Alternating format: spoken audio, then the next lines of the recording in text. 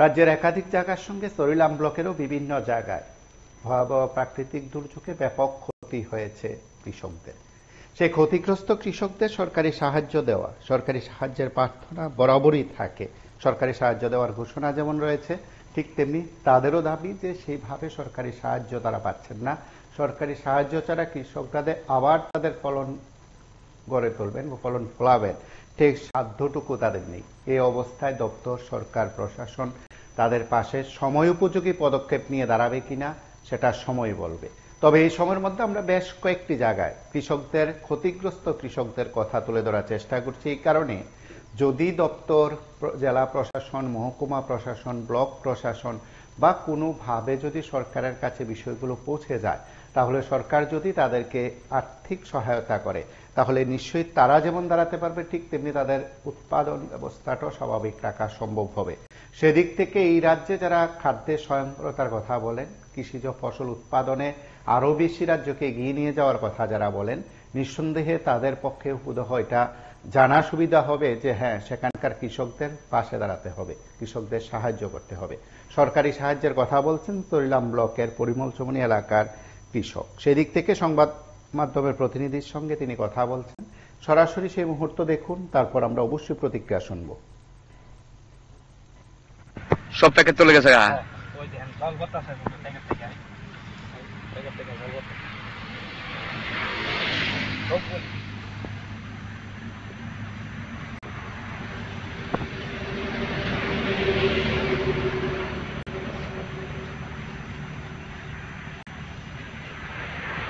সব জলে চলে গেছে না?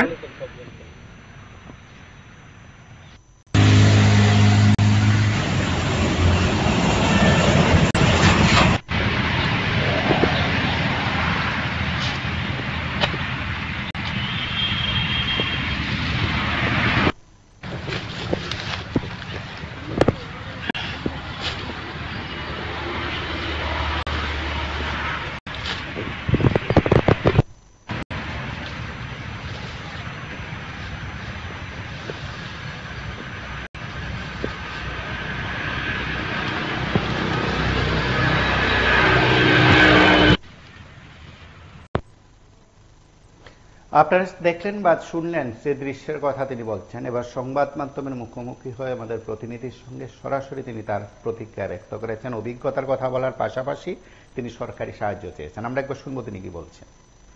কি তুই আপনার ধান ক্ষেত? দাদা, আমি তো এখানে কানি 3.5 কানির মতো ধান জমি করছিলাম।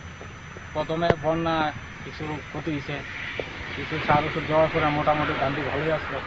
কিছুদিন আগে শিলাবৃষ্টি ঝড়ে আমার জমিগুলি সবগুলি একবারে জলের লোভে লেখাই লেছে। কামলা দিয়েও কাটাতে পারতেছে না। কানি খেত কাটাতে গেলে মানে প্রায় 4,000-5,000 টাকা লাগবে। এখন দেখেন আমি এত পরিশ্রম করে পড়ছি, টাকা পয়সা কষ্ট করে, এখন সরকারের কাছে দাবি আমার যদি কিছু একটা সাহায্য ক্ষতিপূরণ। মানে 3.5 কানি জমিতে কদ্দুর ধান ফেলে নিলে যদি নষ্ট হয়? প্রায় আমার 80-90 মণ ধান হয়।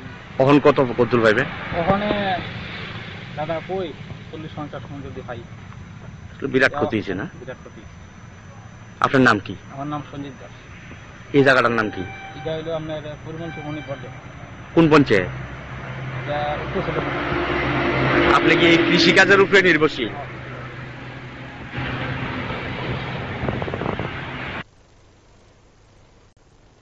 আপনারা শুনলেন সেই কৃষকের বক্তব্য এবং তিনি এই সময়ের মধ্যে সরকারি সাহায্য চাইছেন। যে একেবারে যে কৃষকের ক্ষেতের যে দৃশ্য দেখছেন তাতে কার্যত সেটা সকলের কাছে পরিষ্কার যে ব্যাপক ক্ষতি হয়েছে শিলাবৃষ্টিতে, এবং তারপর এই ক্ষতির পর কৃষক যে আবার তিনি তার মতন করে ফলন ফলাবেন সেই সাধ্যটুকুকে কতটা আছে সেটা স্বাভাবিকভাবে বোঝা যাচ্ছে।